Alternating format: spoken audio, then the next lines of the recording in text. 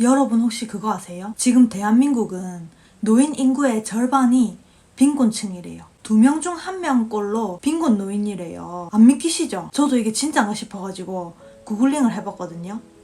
이봐요, OECD 국가들 중에 65세 이상 인구의 빈곤율을 보면 확실히 덴마크, 노르웨이 이런 복지국가들이 빈곤율이 낮고, 우리나라는 어딨냐 보면은 저 제일 오른쪽에 제일 위에 1등이야 1등. 아주 그냥 군계 일학이네. 노인 빈곤율이 43.4%예요. 나랑 친구랑 있으면은 둘 중에 한 명은 빈곤한 셈인 거예요. 여러분은 어느 쪽을 택하시겠어요? 노후에 불행하고 싶으세요? 행복하고 싶으세요? 당연히 행복하고 싶죠. 와, 노후에 불행했으면 좋겠다 하는 사람 없죠? 미리 준비를 안 하면 빈곤한 노후를 맞게 되는 이 작금의 상황에 아직도 연금저축펀드를 안 하고 계신 분들, 몰라서 안 하거나 알고도 안 하는 분들이 있어요. 우리가 매년 400만 원만 연금저축펀드에 넣으면 그게 나중에 수억이 돼서 돌아온다니까요. 복리 계산기 두드려 볼게요. 한번 봐보세요. 자, 연 400만 원이면 한 달에 약 34만 원이죠. 월 34만 원을 30세부터 60세까지 30년 동안 납입했을 때 수익률 평균 7%만 나와줘도 이게 나중에 이봐 4억이 넘어요. 내가 납입한 원금은 1억 2천밖에 안 되는데 이게 장기 투자의 복리 효과로 눈덩이가 거의 3억이 붙어서 총 4억 1721만 원 돈이 되는 거죠. 이걸 20년간 연금으로 받는다 치면 매월 수령액이 174만 원입니다.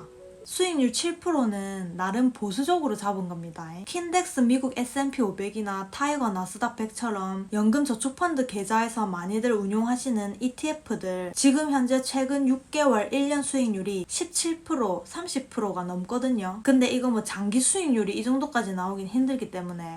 근데 또 우리가 연말정산 세액공제를 받잖아요. 소득에 따라서 16.5% 또는 13.2%. 연 400만 원 납입했으면 소득이 많아서 13.2% 받았다 쳐도 52만 8천 원. 30년이면 총 1,584만 원을 돌려받아요. 이거 제한다 치면 납입 원금은 실제 1억 400만 원 돈밖에 안 되는 거예요. 그러니까 여러분 꼭 연금저축펀드 연 400만 원부터 먼저 채우고 다른 투자를 합시다. 국민연금이랑 퇴직연금 말고도 개인연금만 해서 월 174만 원이면 이거 거의 뭐 월세 받아먹는 거 아니겠습니까? 에이, 국민연금이 있는데 개인연금이 뭐 굳이 꼭 필요하겠어? 라고 생각하시는 분들은 국민연금이 있는 우리나라의 노인빈곤율이 OECD 1위라는 사실을 다시 한번 상기시켜드립니다. 이거 제가 최근에 본 뉴스예요. 노인빈곤을 다루면서 어떤 독거노인 한 분이 나오시더라고요. 평생을 일만 하며 사셨는데 73살인 지금 임대아파트 보증금 200만 원이 전 재산이라 하시더라고요. 내 처지가 이러니까 사는데 아무 희망도 없고 기댈 데도 없다. 내 자신이 정말 비참하고 그래도 살아가야 한다. 애들 데리고 먹고 산다고 다른 데는 신경 쓸 겨를이 없었다. 왜 최선을 다해 살아온 분들이 인생의 끝자락에 이런 절망을 맞아야 할까요? 여러분 지금 막연하게 본인 노후는 다른 모습일 거라고 상상하시죠? 근데 장수가 악몽이 된 노인들 중에는 자신의 비참한 노후를 예상한 사람은 거의 없어요. 실제로 비참한 노후를 맞은 사람 중 대부분이 이렇게 말한다고 합니다.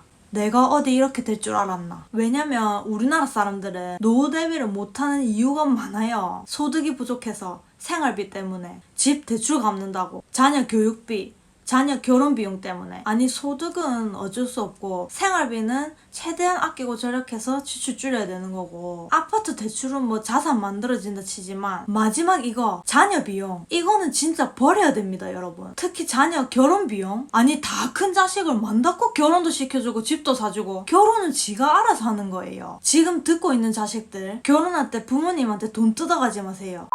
물론 부모는 자식한테 저도 부족하고 뭐든지 다 해주고 싶죠. 근데 자식한테는 너무 많이 쏟지 마세요. 돈이든 신경이든 너무 많이 쏟지 마세요. 본인을 먼저 챙기세요. 자식 뒷바라지 한다고 본인 노후 뒷전으로 하잖아요. 그러다 훗날에 돈 없고 건강 잃고 하면 자식한테 의지해야 되고 자식 눈치 봐야 하고 자식 앞에 당당하지도 못하는데 거기다가 자식이 만약에 안 챙겨주기라도 하면은 서운하고 비참해.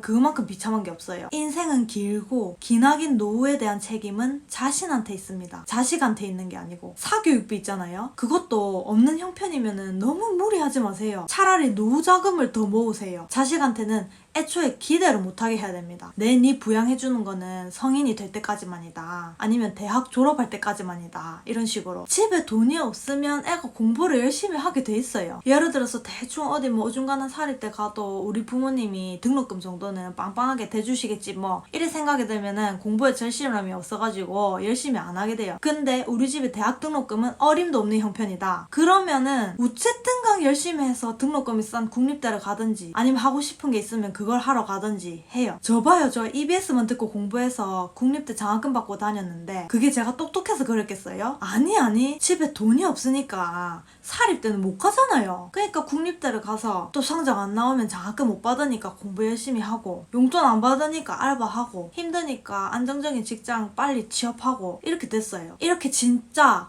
사교육비 그렇게 안 써도 알아서 자기 살 길 찾고 밥 벌어먹고 삽니다. 내 자식을 한번 믿어보세요. 그리고 이런 교육관이 오히려 자식의 독립심을 길러줍니다.